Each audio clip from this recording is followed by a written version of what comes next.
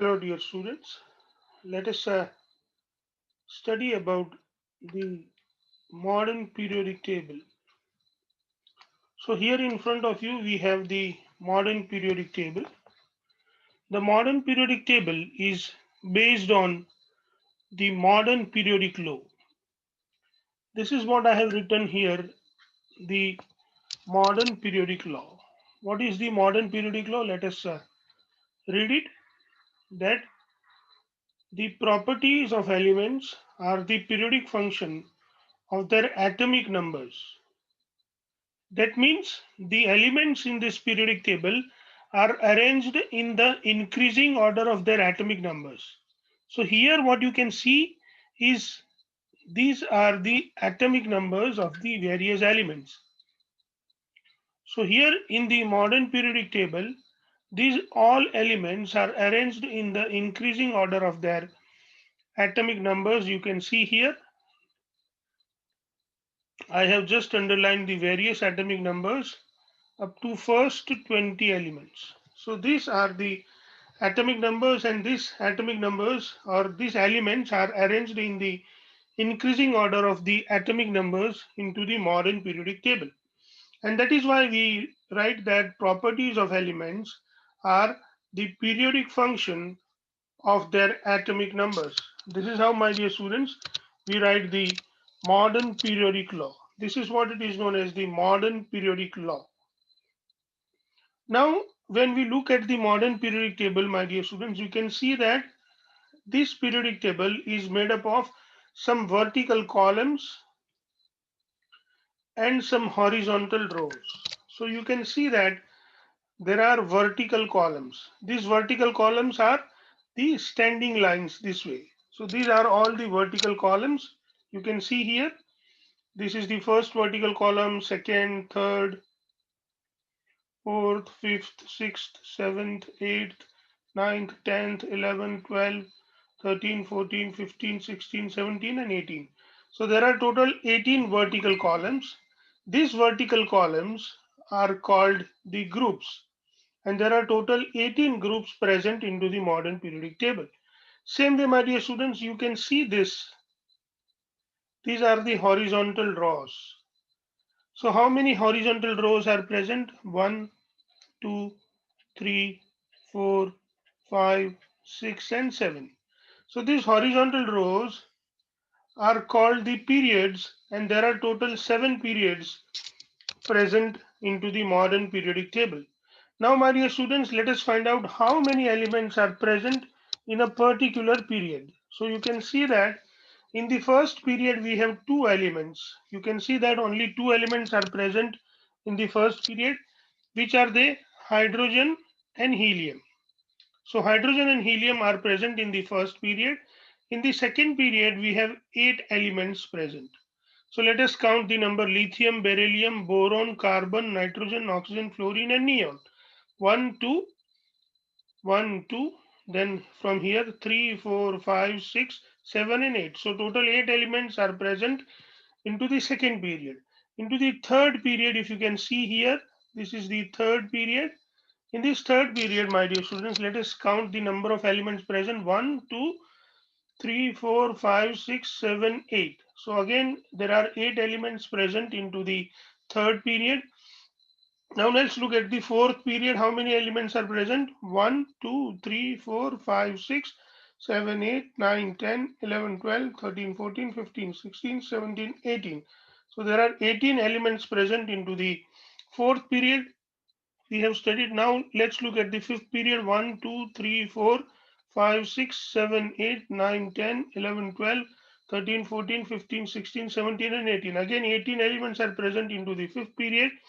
Now let's look at the sixth period. So this is the sixth period, my dear students. You can count that in sixth period it starts from the 55 number: 1, 2, 3, 55, 56, 57. Then it goes this way: 58, 58, 59. So we need to even include this. So let us count the number: 1, 2, 3, 4, 5, 6, 7, 8, 9, 10, 11, 12, 13, 14, 15, 16, 17. Then again from 71 it comes to 72. So this 14 plus 3, 17, 18, 19, 20, 21, 22, 23, 24, 25, 26, 27, 28, 29, 30, 31, 32. So total 32 elements are present in the sixth period, and seventh period is incomplete. It has not completely been filled. These elements are yet to be discovered, and that is why our seventh period is incomplete. So this is how, my dear students, we study about the modern periodic table. Here you can see that those elements which are shown with the green color, they are the metals. These elements which are shown with the pink color, they are known as the metalloids or semi-metals. And then we have the yellow colored elements which are the non-metals. So here, my dear students, in modern periodic table, we have metals, non-metals, as well as the metalloids present into the periodic table. Now, my dear students, we have 18 groups and 7 periods. Out of those 18 groups, the first number group is known as the alkali metals. So please remember that there is a name for a group. The first number group is known as the alkali metal. The second number group is known as the alkaline earth metal. The 17 number group is known as halogen. The 18 number group is known as the inert gases or noble gases. Same way, my dear students, the group number 13 is known as the boron family. Group number 14 is known as the carbon family. Group number 15 is known as the nicogens or nitrogen family. Group number 16 are known as the chalcogens or oxygen family. Group number 7, as already mentioned, they are known as the halogens, and group number 18 are known as the noble gases or inert gases. So it is very interesting to study about this modern periodic table. My dear students, when we study about the modern periodic table, we should study this modern periodic table by taking the help of the various various element and their electronic configurations. So let's have a look to the electronic configuration of the first 20 elements. You can see that I'm going to discuss about the first 20 elements. I'm going to tell the names of those first 20 elements: hydrogen and helium, then lithium, beryllium, boron, carbon, nitrogen, oxygen, fluorine, neon, sodium, magnesium, aluminium, silicon, phosphorus, sulfur, chlorine, argon, potassium, and calcium. Let us study their electronic configuration and understand more about these elements. So let's pay attention to the various elements and their electronic configuration. Let's first look at the electronic configuration of hydrogen. So hydrogen has got electronic configuration 1. Then it comes to the helium, my dear students. So we write the electronic configuration of helium as a 2. Then it comes to the lithium, beryllium, then we have boron, carbon, nitrogen, oxygen, fluorine, and then it comes to neon. Let us write helium here. So if you look at the electronic configuration of these elements, we find that these elements have the electronic configuration like for lithium we can write 2, 1. For beryllium we can write 2, 2. For boron we can write 2, 3. For carbon we can write 2, 4. For nitrogen we can write 2, 5. For oxygen we can write 2, 6. For fluorine we can write 2, 7. For neon we can write 2, 8. Then, my dear students, it comes to the other elements like sodium, magnesium, aluminium, silicon, phosphorus, sulfur, chlorine, and argon. So this, if we write, we come to know that it is 281, and this is 282, then 283. For silicon, we write 284. For phosphorus, we write 285. For sulfur, we write 286. For chlorine, we write 287. And for argon, we write 288. So So this is how, my dear students. And for next two elements, if we want to write, we can write it as a potassium K, which is 2, 8, 8, 2, 8, 8, 1. And for calcium, we write 2, 8, 8, 2. So these are the first 20 elements that we can understand about, and this is how, my dear students, we can uh, look into the various. Let us write their atomic numbers. This atomic number here for hydrogen it is 1, then it is 2, then here we have 3, 4, 5, 6, 7, 8, 9, 10, then we have 11, 12, 13, 14, 15, 16, 17, 18, 19, and 20. So these are the atomic numbers. Now when you study this all these elements simultaneously, you can come to know that this is the period number 1. This is period number 1. Not period number 1, my dear students, sorry. It is the group number 1. It is group number 1. This is group number 2. This is group number 13. This is group number 14. This is group number 15. This is group number 16. This is group number 17. And this is what it is, group number 18.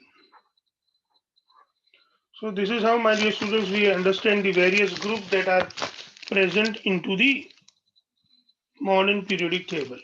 Now when we look at, we can come to know that those elements which have the outside valence electron same, they are put in the same group. You can see that group number first have the valence electron 1. All the elements which are present in group number 2, they have 2 electron in their outermost shell. So this is how, my dear students, you study about the group number. Group numbers are given, or so those elements which have same number of electrons present outside in their valence shell.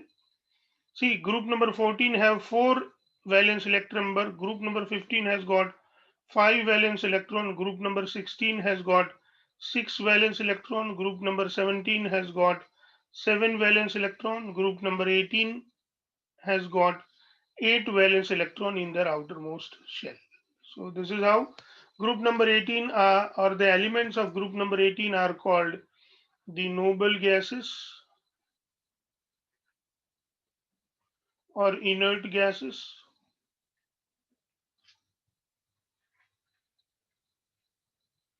So this is how, my dear students.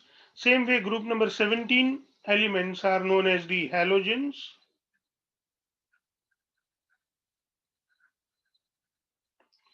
Group number 2 elements are known as the alkaline earth metals.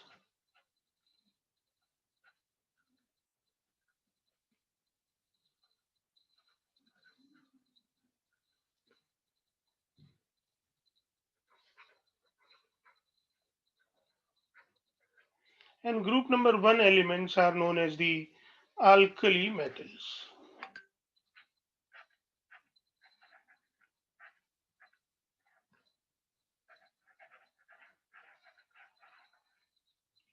So on the basis of this, we can do some of the very important activities into which are given into our textbook.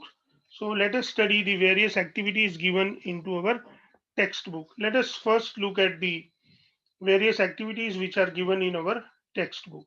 Let us look at that. Let us pay attention to the various activities given in our textbook, my dear students. Let us look at the activity number 5.4 given in our textbook. This activity tells us about the modern periodic table. So let us see what is there in this activity. Look at the group number 1 of the modern periodic table. So when we look at the group number 1 of the modern periodic table, my dear students, in group number 1 of the modern periodic table, we have sodium, potassium, rubidium, cesium, and francium. These are the elements present in the group number 1 of the modern periodic table, and name the element present in it. So I just gave the name once again. They are sodium, lithium, sodium, potassium, rubidium, cesium, and francium. Write down the electronic configuration of the first three elements. So let us first write about lithium, then the sodium, then the potassium. For lithium, we write 2, 1. For sodium, we write 2, 8, 1. For hydrogen, if we want to write, we can write it is 1. And for potassium, if we want to write, we will write it 2, 8, 8, 1. What similarity do you find in their electronic configuration? We find that they have one electron in their outermost shell. So this is the similarity. What is the similarity? One electron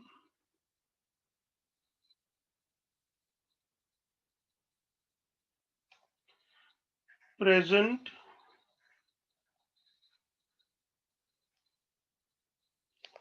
in the outermost shell or in the valence shell.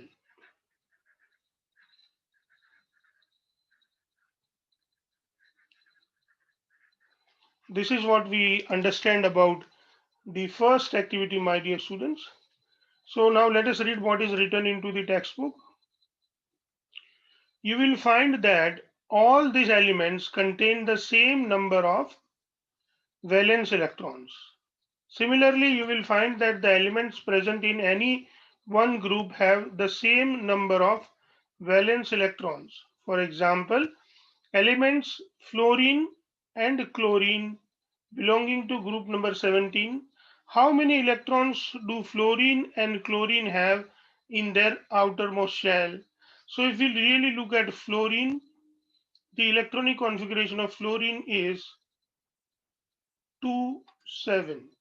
If we really look at the electronic configuration of chlorine, we find it as a 2, 8, 7. So what do we understand? That they have 7 electrons present in their outermost shell.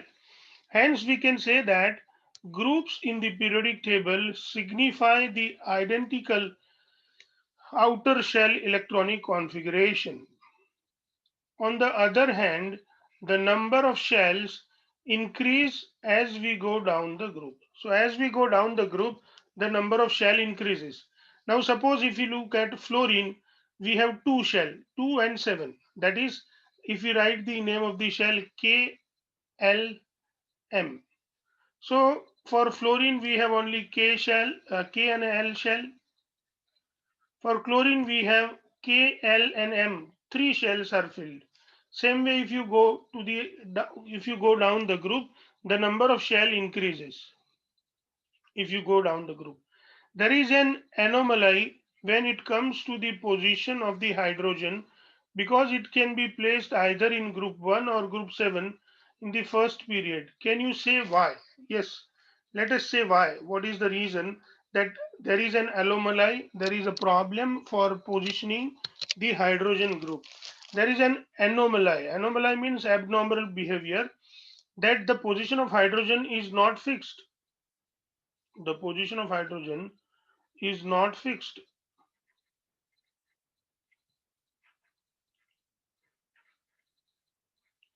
What is the reason? So hydrogen is just next to the helium. The helium is the inert gases. Same way, if we really look at the second period or third period, we come to know that lithium, beryllium, boron, carbon, nitrogen, oxygen, fluorine, and neon. Now, if you really look at their electronic configuration, it is 2, 1, 2, 2, 2, 3, carbon is 2, 4, nitrogen is 2, 5, oxygen is 2, 6, fluorine is 2, 7, and neon is 2, 8.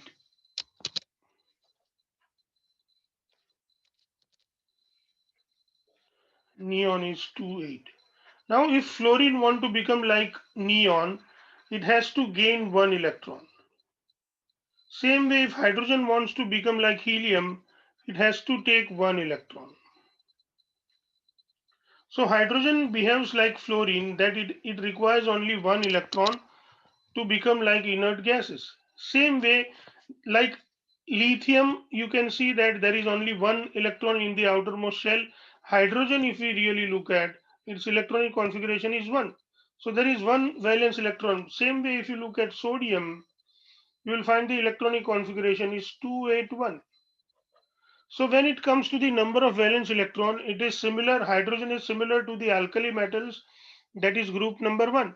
But when it comes to become like inert gases, it is similar to the halogen, and that is why it is difficult to decide whether hydrogen should be put in first group or in the second group with halogens. So this is the reason why the position of hydrogen is not fixed. The position of hydrogen is not fixed into the periodic table. So why the position of hydrogen is not fixed? The position of hydrogen is not fixed because hydrogen is very similar to the first group element, as well as it is similar to the 17 group elements, and that is why the position of hydrogen is not fixed. Now let's look at the next activity, that is activity number 5.5. If you look at the long form of periodic table, you will find that the elements lithium, beryllium, boron, carbon, nitrogen, oxygen, fluorine are present in the second period. Write down their electronic configuration. Let us write down their electronic configuration one by one. Lithium is 2, 1. Then beryllium is 2, 2. Then you have 2, 3, 2, 4, 2, 5, 2, 6, 2, 7, and 2, comma 8. Let us write the name of the or symbol of the element. This is lithium. This is beryllium. This is boron. This is carbon. This is nitrogen. This is oxygen. This is fluorine. This is neon. Uh, Write down their electronic configuration. You can see that I have written their electronic. Do these elements also contain the same number of valence electrons? Answer is no. These elements do not contain the same number of valence electron. They contain the different number of valence electron. You can see here that lithium has got one valence electron, beryllium has got two valence electron, boron has got 3, carbon has got 4, nitrogen has got 5, oxygen has got 6, fluorine has got 7, and neon has got 8 valence electrons. So the answer is no. These elements do not contain the same number of valence electrons. Do they contain the same number of shell? Yes. These all elements which are present in period number 2, they have same shell. Yes, they have same shell, and 2 shells are filled.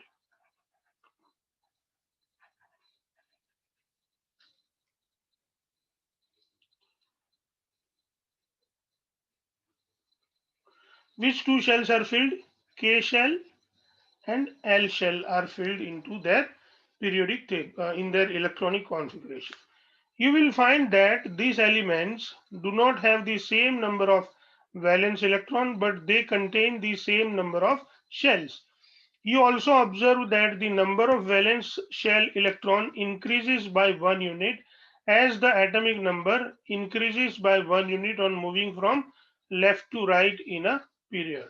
So if you really write their atomic numbers, you will come to know The atomic number of lithium is 3, beryllium 4, 5, 6, 7, 8, 9, and for neon it is 10. So as the atomic number increases, as we go left to right, their valence shell electron increases. For 3 it is 1, for beryllium it is 2, boron 3, carbon 4, nitrogen 5, uh, oxygen 6, fluorine 7, and neon 8 valence electron are present. So as we move left to right, the number of valence electron increases by 1 unit.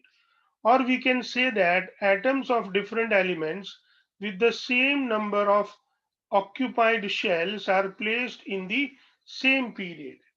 Same way, if you look at sodium, magnesium, aluminum, silicon, phosphorus, sulfur, chlorine, and argon belong to the third period of the modern periodic table. Since the electrons in the atoms of these elements are filled with K, L, and M shells. So, if we really try to understand this, let us try to understand what do they mean to say. If you write K shell, L shell, and M shell, if we write the electronic configuration of all these elements, let us start with the sodium. For sodium, it is 281. For magnesium, it is 282. For aluminum, it is 283. For silicon, it is 284. For phosphorus, it is 285. For sulfur, it is 287. Same way, my dear students, if you understand for the others, for chlorine, for argon, what we find is they are also having the K, L, and M shells filled with them, and the electronic configuration of chlorine is 287, and for argon it is 288. So all the elements present in third period, they have these all elements have 3 shell filled into them. So they have K, L, and M shells are filled. Write the electronic configuration of these elements and confirm the above statement. So we have written the electronic configuration and we have confirmed that all these elements have 3 shell K, L, and M filled into their electronic configuration.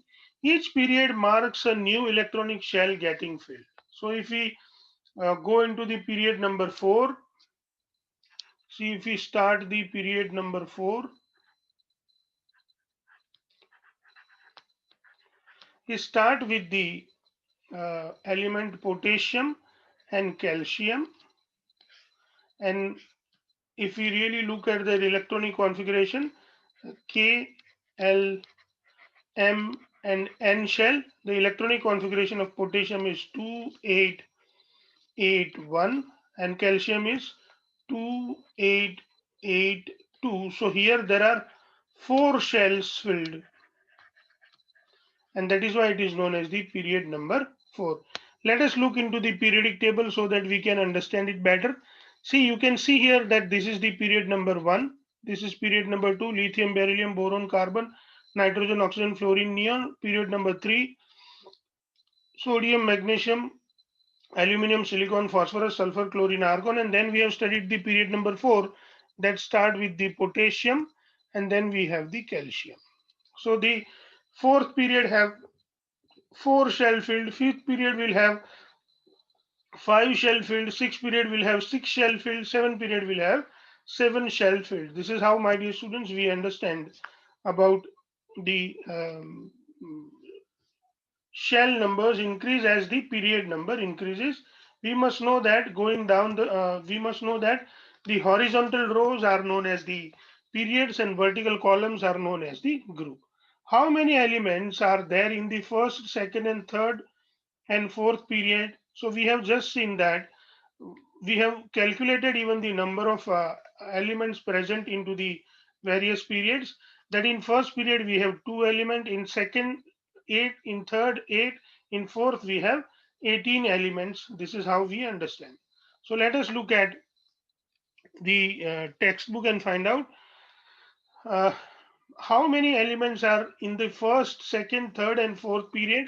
In first period, we have 2 elements. In second period, we have 8 elements. In third period, we have 8 elements. In fourth period, we have 18 elements. In fifth period, we even have 18 element. In sixth period, we have 32 elements. So what does this number 2, 8, 18 and 32 represents? Let us try to understand. We can explain the number of elements in the period based on how electrons are filled into various shells. You will study the details of the higher classes. Recall that the maximum number of electrons that can be accommodated, please remember this, that the maximum number of electrons that can be accommodated in a shell depends on the formula 2 to the power n. So here for K shell, we can write 2 into 1 to the power 2, that is 2. For L shell, we can write 2 into 2 to the power 2, that is 2 4s are 8. For M shell, we can write 18, and so on, my dear students. We can understand about this. So these numbers, if we really look at the number which is given over here, we find that this is nothing but 2 raised to 2n square, that is 2 into 1 square. These two are 2 into 2 square, that is 2 multiplied by 4. These are 2 into 3 square, that is 2 multiplied by 9. This 32 is nothing but 2 multiplied by 4 square, that is 2 multiplied by 16, which gives us the 32.